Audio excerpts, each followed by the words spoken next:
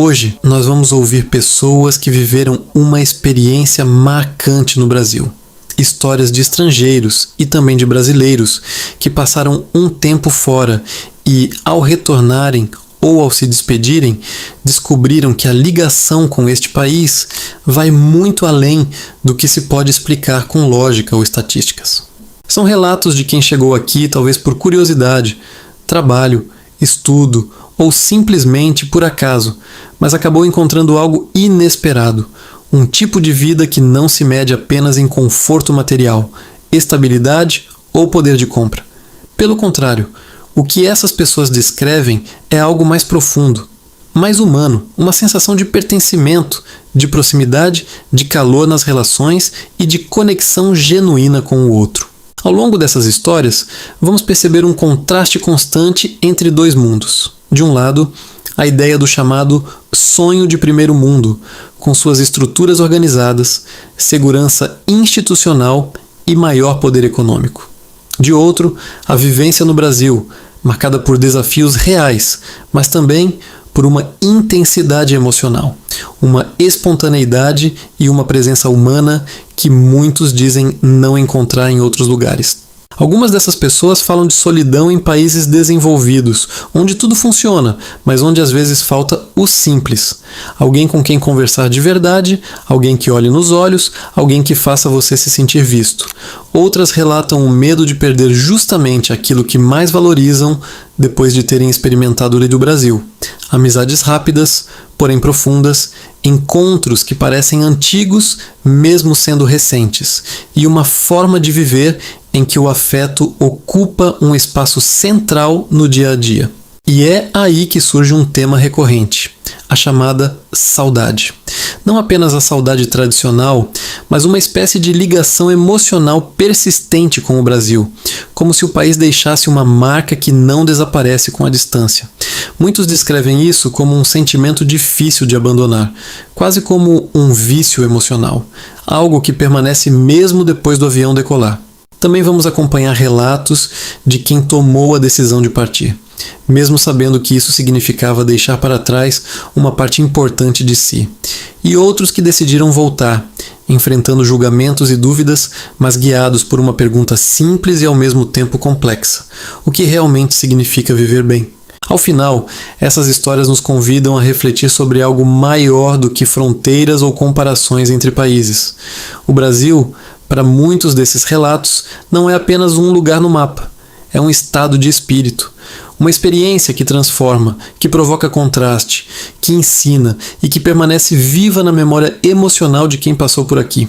E quando chega o momento da despedida, seja em um aeroporto ou em uma decisão silenciosa de partir, fica a sensação de que ninguém sai exatamente o mesmo. Algo fica, algo muda, e esse algo acompanha cada um para onde quer que vá. Gringa tá chorando aqui, galera. Dá uma choradinha. O povo brasileiro realmente é diferenciado, sabe por quê? Porque na verdade a gente nem tá tão grande, sabe?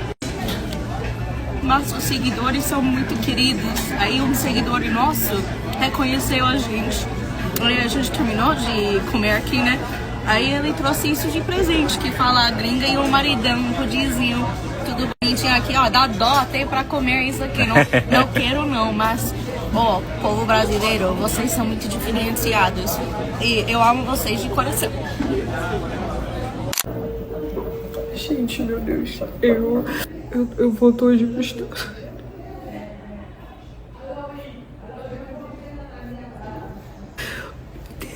Assim, eu tô com saudade da minha família, eu tô com saudade do meu cachorro.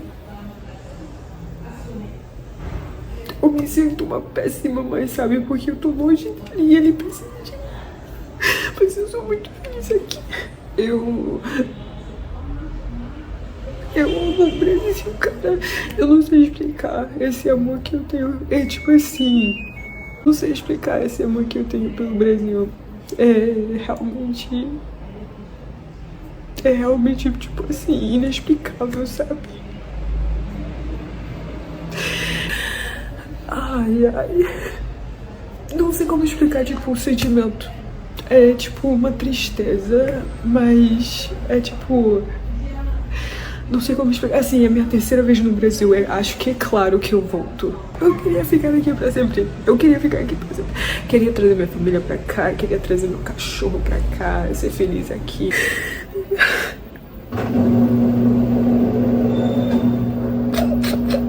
Gente, tô muito mal, eu não consigo parar de chorar, é sério. Pra quem não me conhece, eu sou uma brasileira, mas eu cresci nos Estados Unidos. Com 3 anos eu mudei pros Estados Unidos e eu morei lá por 10 anos minha vida toda. E em 2024, eu e a minha família decidiu que a gente ia voltar pro Brasil só por um tempo. A gente não sabia por quanto tempo, mas a gente sabia que a gente provavelmente ia acabar voltando pros Estados Unidos. A gente mudou em janeiro de 2025, que foi esse ano. E quando eu tava me despedindo dos meus amigos de família, tudo isso amigos nossos, todo mundo falou pra mim que quando eu mudasse de volta pros Estados Unidos, que eu iria ficar muito mal e que eu não iria querer ir embora do Brasil. E eu falei que isso não era verdade, que isso não iria acontecer, porque eu achei que eu ia odiar o Brasil. E, gente, em algumas semanas eu vou me mudar de volta pros Estados Unidos. E eu tô muito triste. E eu tava errada, porque eu não odiei o Brasil. Eu amei o Brasil. E eu fiz amizades que eu nunca fiz. Na minha vida toda nos Estados Unidos eu criei amizades, eu criei relações com as pessoas que em 10 anos da minha vida eu nunca consegui. Em um ano eu fiz mais amigas do que eu consegui fazer em 10 anos. Em um ano eu criei relações mais fortes do que eu consegui fazer em 10 anos. E vocês não têm noção o que é isso. E, gente, eu só queria falar isso porque eu acho que deve ter alguém na minha posição, a posição que eu tava em 2024, quando eu tava me mudando de volta pro Brasil, eu tava muito mal.